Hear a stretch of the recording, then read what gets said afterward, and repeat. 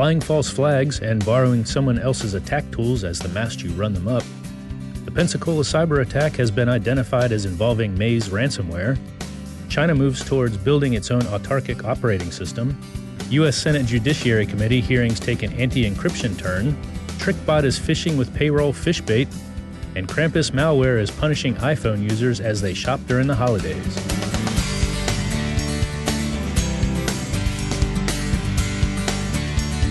And now a word from our sponsor, the upcoming Cybersecurity Conference for Executives.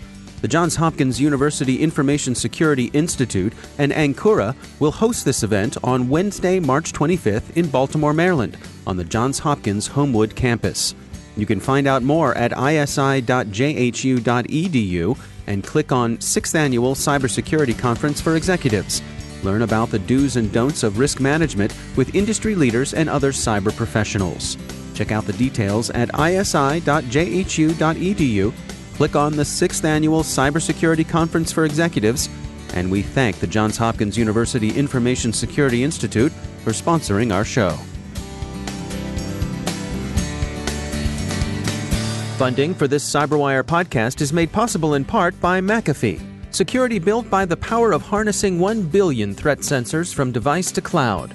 Intelligence that enables you to respond to your environment and insights that empower you to change it.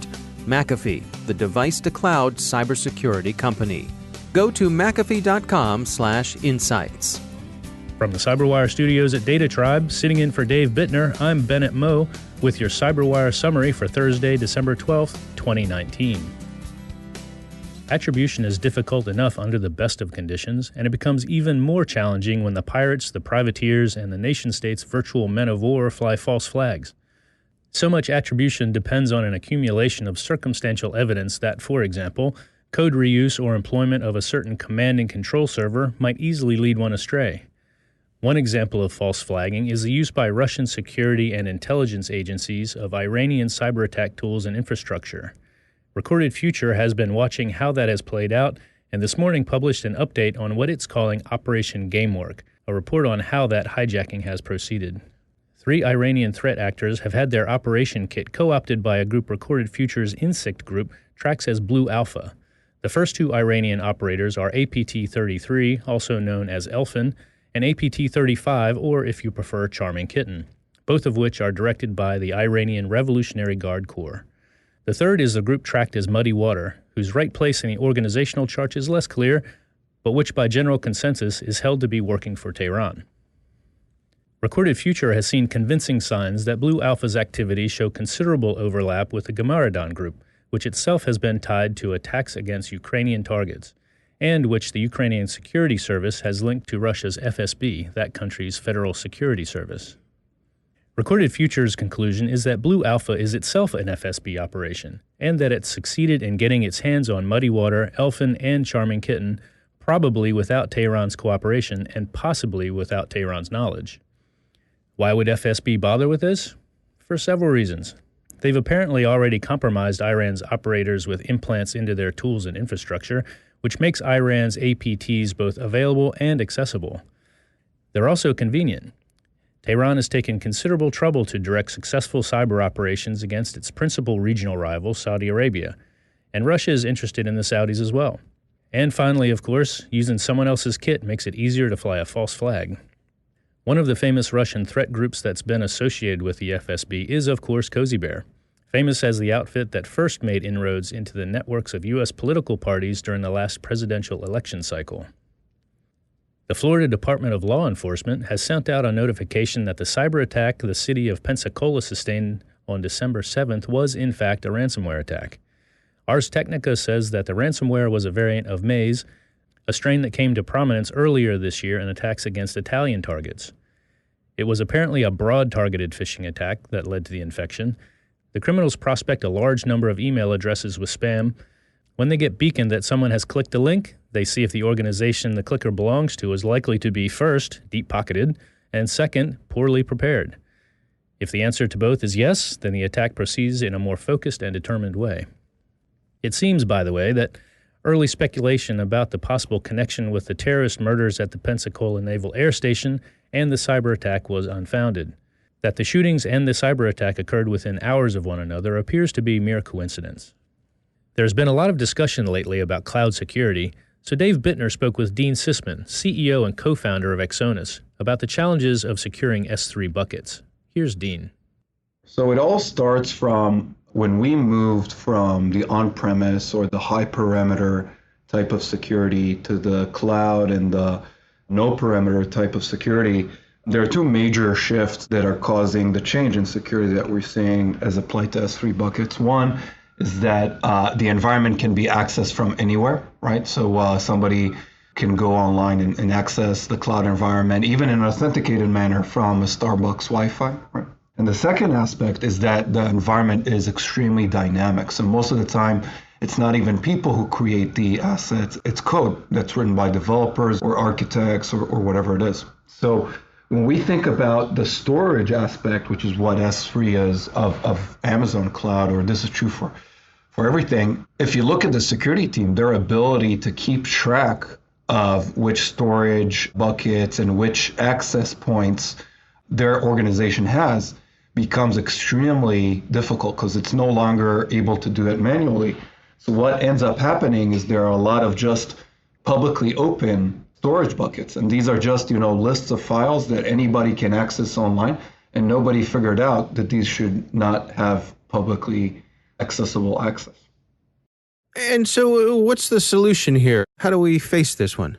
Like all things, it all starts with understanding what you have. We're in a very dynamic environment. The first step is to say, if now we're automating the provisioning of this environment or we're automating the access of it, we should be also automating the visibility and monitoring of it. There should be some form of tool or some form of automation that constantly keep track of which S3 buckets we're utilizing, which ones are being created, which ones are being accessed, and then apply the correct security policy to it. Now, when these buckets end up being exposed, what typically has happened? Is it an initial configuration flaw? Is it that something's changed along the way?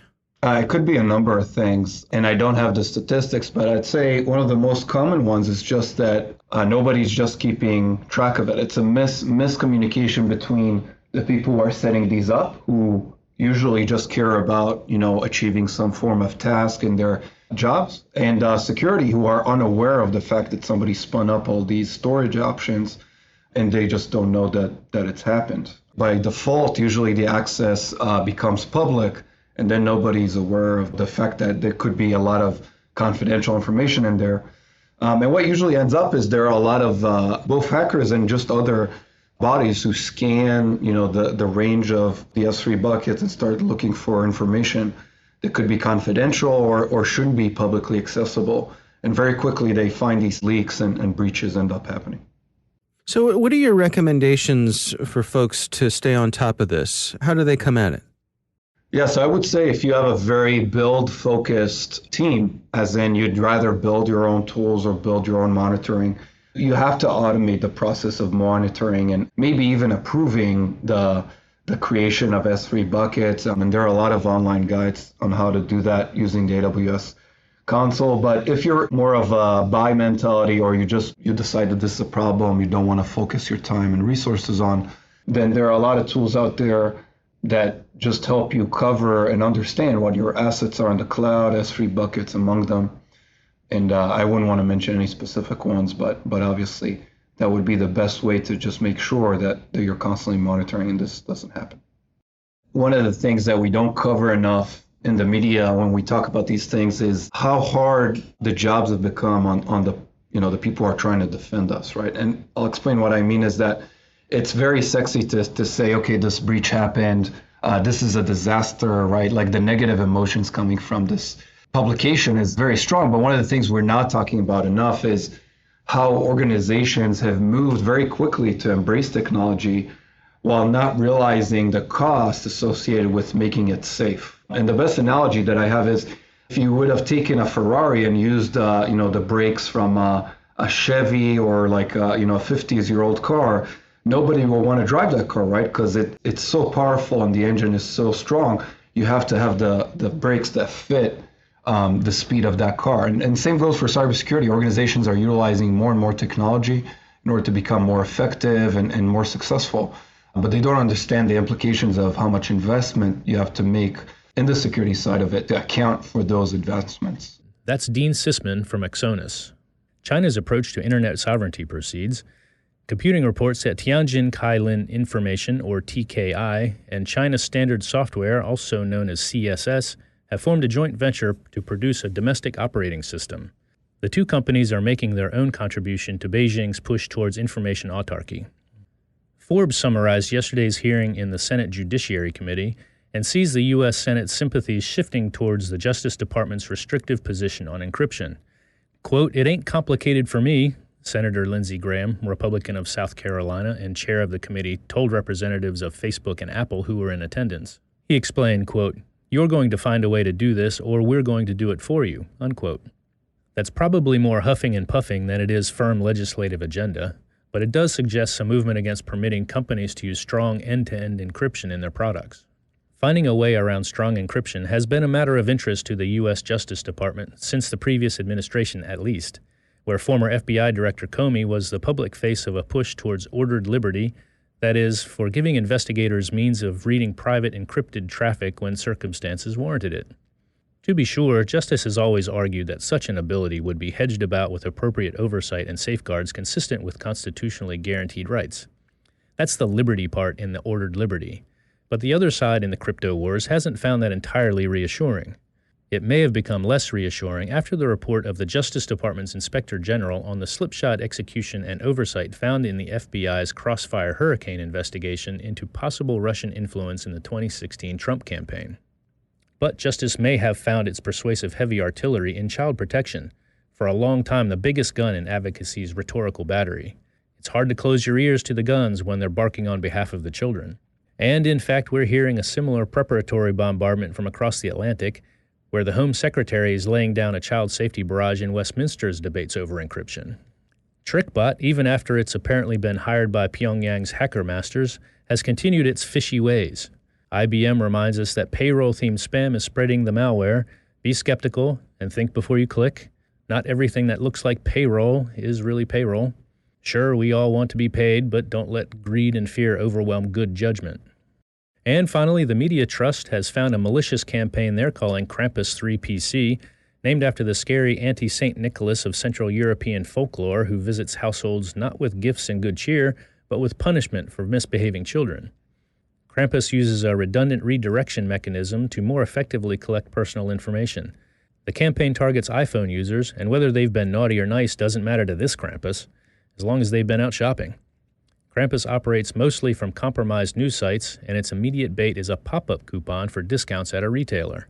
Click, and it's got you. Maybe your credit card, probably your phone number, and probably your geolocation too. And again, if you must shop, then shop you must, but think before you click.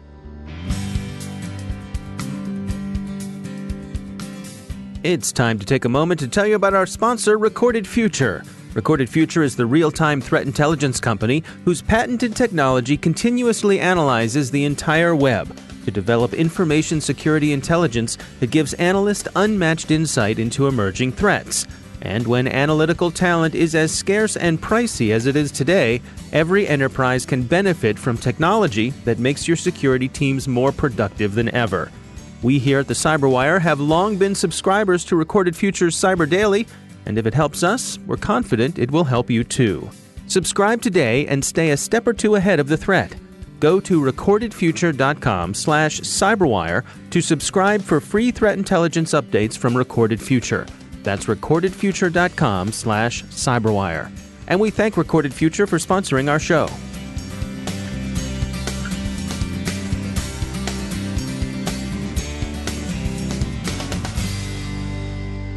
Dave also spoke with our newest CyberWire partner, Tom Etheridge, VP of Services at CrowdStrike.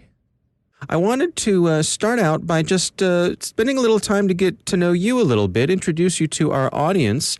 Can you take us through what your professional journey has been like, how you got your start, and what led you to where you are today? Certainly. Thanks, Dave. It's a pleasure to be here. My background is that I've spent probably the better part of 20 years building services organizations for security software companies. I'm a 3.5-year veteran here at CrowdStrike.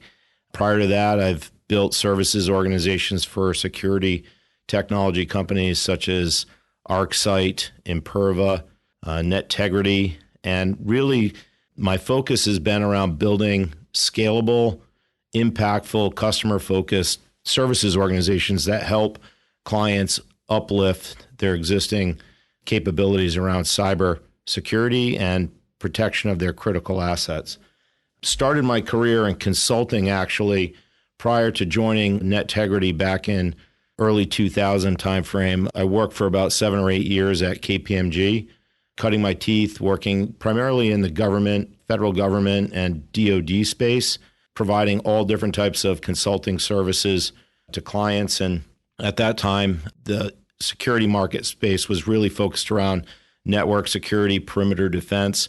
As I started to evaluate opportunities to look at moving into that space, a lot of technology companies were building more robust technologies and capabilities to help clients secure their overall critical infrastructure. And that's when I decided to move into that market space, which was really at its infancy back then. So what is your day-to-day like these days at CrowdStrike? So we are a very busy company, and I run a very busy services organization. Our primary focus is providing incident response and forensic services to folks that have been victimized by some of these cyber incidents in the market. We also run more of a proactive advisory services practice as well that does everything from providing incident preparation and planning services, testing and technical assessment services to ensure organizations have the right tools and technologies and people and processes in place to improve their overall visibility, preparedness, and ability to respond to breaches.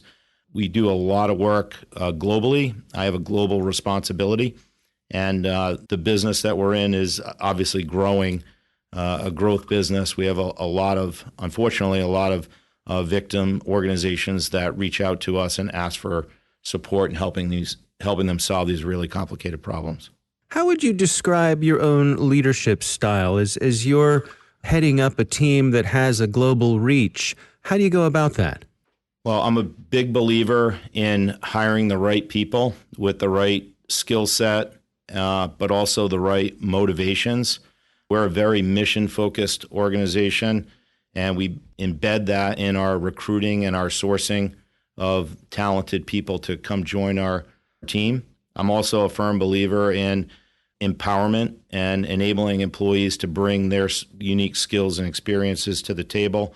We try to operate in a very transparent and open environment, and putting people in positions where they can be successful and help us scale and deliver successful engagements to our clients, I think is part of what we eat, sleep, and drink every single day.